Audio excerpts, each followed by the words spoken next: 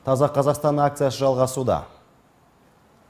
Мемлекет басшысының бастамасы шаһар ажарын ашып қана қоймай, халықтың ішкі мәдениетін қалыптастыруда оң әсерін тигізіп жатыр.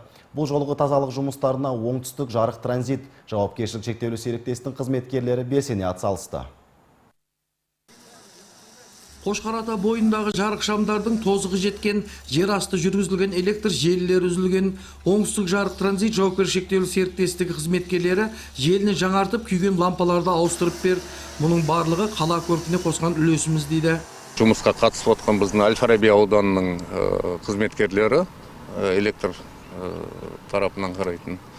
Осы халыққа, осы жерде жүрген балдарға Қошқаратаның бойымен жарық болсын деп, тазалық болсын деп істеп отқан жұмысымыз.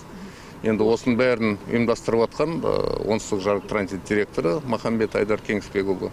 Соның бастауымен болып отқан іс-шара. Сенбілік барысында өзен бойының жағасы тазаланды, ағаштар әктеліп, шөптер ашылды. Қошқарата өзенінің бастауынан бастап, Ордабасы алаңына дейінгі аралық Асанбай Асқаров атындағы дендрологиялық саябаққа қарайды. 12 гектардан астам аумақ жасыл желекпен көмкерілген. Қала тұрғындары көп келетін демалыс аймағы акция аясында ажарлана түсті.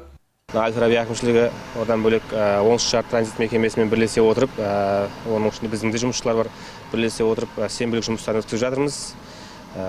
Арнайы шөптердің бәрін орып, сырлау жұмыстары, талдардың түбін әктеу жұмыстары жүргізіп жатыр. Бұндай жұмыстардың бәрін біз алдағы уақытта жалғастыратын боламыз. Жалғасын таба береді, өздеріңіз ары қарата жемісін көре бересіздер. Оңтүстік Жарық Транзит жауапкершілігі шектеулі серіктестігі биыл инвестициялық бағдарлама аясында қалада 70 шақырымға жуық әуе желісін жаңартты. Қаланың әр бөлігінде 32 трансформатор құрылғылары қуаттылығы арттырыла отырып, жаңадан орнатылды. Бұл жұмыстар Шымкенттің алдағы жылыту маусымына дайындығының бір көрінісі. Кенжехан Дүйсенбі, Нұркен Жалбиев, Алмаз Данабекұлы, жаңалықтар.